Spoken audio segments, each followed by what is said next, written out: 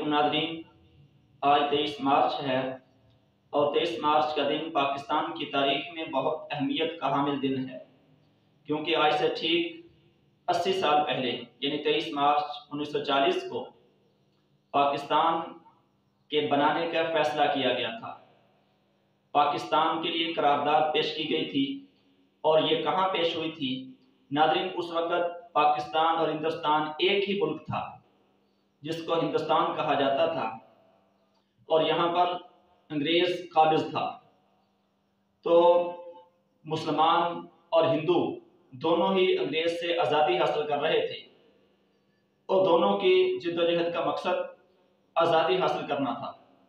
اب مسلمانوں کو فیصلہ کرنا تھا کہ مسلمان ہندوؤں کے ساتھ رہیں یا وہ اپنا الگ وطن اختیار کریں، اپنا الگ وطن بنائیں۔ تو چنانچہ 23 مارچ 1940 کو لاہور کے اندر ایک بہت بڑا جلسہ ہوا، جہاں پر یہ قرارداد منظور کی گئی کہ ہندوستان میں وہ علاقے جہاں پر مسلمان اکثریت میں ہیں ان کو مسلم ریاست قرار دے دیا جائے، اور وہاں پر مسلمان اپنے اسلامی قوانین کے مطابق عمل کر سکیں۔ اس وقت 23 مارچ 1940 کو لاہور میں بڑے بڑے مسلمان لیڈر جمع ہوئے، جن میں مولانا ظفر علی خان، قائد اعظم اور بھی دیگر بڑے لیڈر تھے جو اس قرارداد میں موجود تھے۔ اور قرارداد مولوی فضل الحق، جو کہ شیر بنگال کے نام سے مشہور تھے، انہوں نے پیش کی تھی۔ تو یہ قرارداد منظور ہوئی، اور 1940 سے لے کر 1947 تک کا یہ 7 سال کا عرصہ بنتا ہے۔ لیکن اگر ہم اس زمانے کی قربانیوں کو دیکھیں، اس زمانے کی مشکلات کو دیکھیں، اور مسلمانوں نے جن قربانیوں سے یہ ملک حاصل کیا، تو یہ 7 سال کا عرصہ ہمیں 700 سال لگتا ہے۔ 10 لاکھ سے زائد مسلمان اس ملک کو حاصل کرنے کے لیے قربان ہوئے، یعنی اس ملک کی بنیادوں میں 10 لاکھ مسلمانوں کی ہڈیوں کی جو ہے وہ بنیاد رکھی گئی ہے، کہ جن کے اوپر یہ مسلمان ملک جو ہے وہ کھڑا ہے۔ تو ناظرین، یہ ملک لا الہ الا اللہ کی بنیاد پر دیا گیا تھا، کیونکہ دو قومی نظریے کی بنیاد کیا تھی کہ ہندو جو ہیں وہ الگ ایک مذہب کو ماننے والے ہیں، ان کا ایک الگ دھرم ہے، اور مسلمان مذہب اسلام کو ماننے والے ہیں۔ مسلمان اور ہندو میں بہت زیادہ زمین و آسمان کا فرق ہے، کیونکہ ان کے مذہب میں زمین و آسمان کا فرق ہے۔ مسلمان ایک خدا کو مانتے ہیں، جبکہ ہندو سینکڑوں خداؤں کو مانتے ہیں۔ مسلمان ایک نبی کو مانتے ہیں، اس کی شریعت کو مانتے ہیں۔ ان کے رسم و رواج، ہندوؤں کے رسم و رواج اور ہیں، اور مسلمانوں کا تہذیب و تمدن اور ہے۔ اسی طرح جو مسلمانوں کے لیڈر ہیں وہ ہندوؤں کے دشمن ہیں، مثلا محمد بن قاسم، سلطان محمود غزنوی اور قطب الدین ایبک اور ظہیر الدین بابر، یہ مسلمانوں کے لیڈر ہیں، اورنگزیب عالمگیر، لیکن ہندوؤں کے یہ دشمن ہیں۔ اور دوسری طرف ہندوؤں کے جو لیڈر ہیں وہ مسلمانوں کے ظاہر ہے کہ دشمن ہوں گے، لہذا مسلمان ایک جگہ پر ہندوؤں کے ساتھ اکٹھے اپنی تہذیب کے اوپر عمل کرتے ہوئے نہیں رہ سکتے۔ یہ قائد اعظم کا نظریہ تھا، اور قائد اعظم نے یہ پیش کیا، تو مسلمانوں نے فیصلہ کیا کہ ہمیں ایک الگ وطن حاصل کرنا ہے۔ چنانچہ الگ وطن تو حاصل ہو گیا، قصہ مختصر یہ کہ الگ وطن حاصل ہو گیا، لیکن کیا ہم اس بنیاد پہ کھڑے ہیں آج، یا آج ہم جس بنیاد پہ ملک حاصل کیا گیا تھا اس کو آگے بڑھا رہے ہیں، اس کے اوپر ملک کی تعمیر کر رہے ہیں؟ جن قوانین کے مطابق ہمیں زندگی گزارنا تھی، ہمارے اداروں کے اندر اسلامی قوانین نافذ کرنا تھے، کیا ہم اس طرف چل پڑے ہیں؟ کیا ہم نے ان پر عمل کیا ہے؟ یعنی آج اتنا عرصہ گزر جانے کے بعد، 75 سال کے قریب جو عرصہ ہے یعنی گزر گیا ہے، یہ گزر جانے کے بعد آج اگر ہم دیکھیں، کیا ہم نے جس بنیاد پر یہ ملک حاصل کیا تھا اسی بنیاد پر اس کی تعمیر کر رہے ہیں یا نہیں کر رہے ہیں؟ کیا ہماری عدالتیں اسلامی قوانین کے مطابق فیصلے کر رہی ہیں؟ کیا ہماری کچہریوں میں اسلامی قوانین نافذ ہیں؟ کیا ہمارے سکولوں میں اسلامی نصاب پڑھایا جا رہا ہے؟ کیا ہماری عدالتوں میں فیصلے قرآن پاک کے مطابق ہوتے ہیں؟ کیا ہماری منڈیوں میں، ہماری مارکیٹوں میں इस्लामी कवानीन के मुताबिक तिजारत होती है? क्या हमारे बैंकों के अंदर निज़ाम मईशत जो है वो इस्लामी है?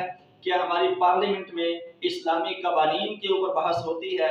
हमारे सेनेट के अंदर जो सेनेट है, एक इदारा है कवानीन बनाने का, उसके अंदर इस्लामी कवानीन के ऊपर बहस की जाती है? क्या सुप्रीम कोर्ट में इस्लामी कवानीन के ऊपर कुछ काम हो रहा है? अगर नहीं हो रहा तो इसका मतलब ये है कि हम अभी तक बुनियादी पत्थर भी जो है वो नहीं रख सके जिस मकसद के लिए ये मुल्क हासिल किया गया था। नाज़रीन, मैं आगे बढ़ने से पहले आपको बताता चलूं कि पाकिस्तान वो मुल्क है, रियासत मदीना के बाद नबी पाक सल्लल्लाहु अलैहि वसल्लम ने मक्का से मदीना हिजरत क्यों की थी? उसकी बुनियाद क्या थी? ला इलाहा इल्लल्लाह। नबी पाक सल्लल्लाहु अलैहि वसल्लम ने अपना घर क्यों छोड़ा था? ला इलाहा इल्लल्लाह की बुनियाद पर। सहाबा इकराम ने अपना घर मक्का छोड़कर मदीना आए तो ला इलाहा इल्लल्लाह की बुनियाद पर।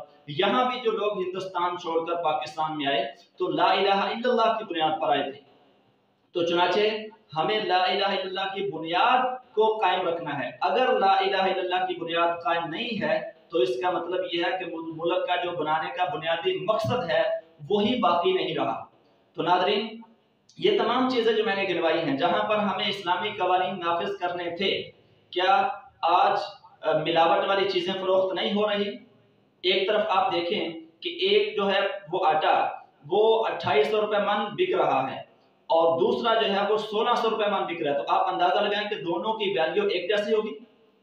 इसी तरह बेशुमार और चीज़ें हैं कि जिनके अंदर मिलावट है और मिलावट वाली चीज़ें जो है वो मुसलमानों को, इंसानों को खिलाई जा रही हैं, यानी ये धोखा है। नबी पाक सल्लल्लाहु अलैहि वसल्लम ने फरमाया कि जिसने धोखा दिया वो हम में से नहीं है, जिसने मिलावट की वो हम में से नहीं है। तो उन कवानीन के ऊपर हमें अपनी रियासत की ताबीर करना थी कि जिन कवानीन के ऊपर रियासत मदीना कायम थी। रियासत मदीना का पहला कानून क्या? सच्चाई, दयानतदारी, ईमानदारी, इंसाफ, अमन और भाईचारा, एक दूसरे के लिए कुर्बानी देना, यानी निज़ाम मईशत से लेकर पार्लियामेंट तक और निज़ाम अदल और इंसाफ तक, इंसाफ का जो तराजू है वो किस तरह कायम करना है कि नबी करीम सल्लल्लाहु अलैहि वसल्लम ने फरमाया कि अगर मेरी बेटी भी चोरी करती तो मैं उसके भी हाथ काटता। मतलब ये कि इंसाफ के कवानीन अपनों और बेगानों सब के लिए बराबर होंगे, इस इंसाफ का तराजू सब के लिए बराबर होगा।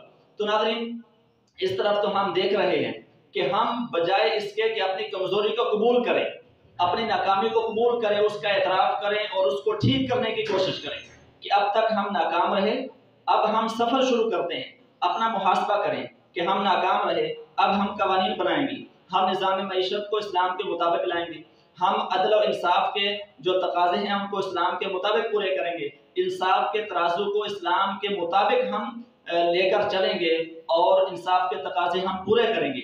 ये यानी कि अगर हम तस्लीम करेंगे कि हम नाकाम हुए हैं तो फिर होगा, वरना हम एक दूसरे पर अगर डालते रहेंगे, कोई लीडर आएगा वो अपनी नाकामियां भी दूसरे पर डालेगा और दूसरा लीडर आएगा वो मुल्क की तबाही का जो है वो जिम्मेदार दूसरे को बनाएगा, तो इस तरह कुछ भी नहीं हो सकेगा, मुल्क नहीं पटरी पे चढ़ सकेगा। ये उस वक्त होगा कि जब हम अपनी जो नाकामियां हैं उनको तस्लीम करें और सब मिलकर, ये मुल्क बना ही तब था, देखें कि कितना मुश्किल था ये काम, लेकिन उस वक्त तमाम इख्तिलाफात भुलाकर मुसलमान एक झंडे के नीचे आ गए, एक परचम के नीचे आ गए और सब ने मेहनत की तो ये मुल्क बन गया। और आज हम पार्टियां बनाकर एक दूसरे के मुखालफत में एक दूसरे को गालियां निकालते हैं, एक दूसरे को बुरा भला कहते हैं। ये हमें बर्दाश्त की फजा भी कायम करना पड़ेगी ताकि मुल्क तरक्की कर सके और मुल्क चल सके। ये नादरीन था 23 मार्च का पैगाम। अल्लाह ताला जल्ल शानुहु हम सबको मिलकर मुल्क के लिए काम करने की तौफीक अता फरमाए। चाहे वो कोई उस्ताद है, टीचर है, कोई डॉक्टर है, कोई लायर है, कोई वकील है, कोई जज है, कोई दुकानदार है, कोई ताजर है, कोई मुसल्ला रसूल का वारिस है, कोई टीचर है, सबको मिलकर पाकिस्तान के लिए काम करना होगा। अल्लाह ताला मुल्क पाकिस्तान को तरक्की की राह पर गामजन करे। पाकिस्तान जिंदाबाद और इस्लामी रियासत पाइंदाबाद।